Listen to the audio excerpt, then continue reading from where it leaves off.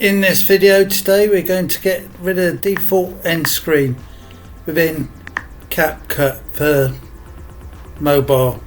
So we've gone into CapCut, we're going to go tap on the cross in the top left hand corner, then go down and tap on the profile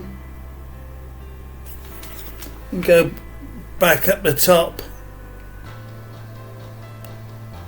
and go to settings. So once we tapped on the cog setting,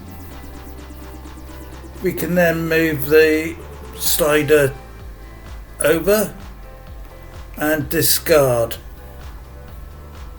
So when we go to test the video,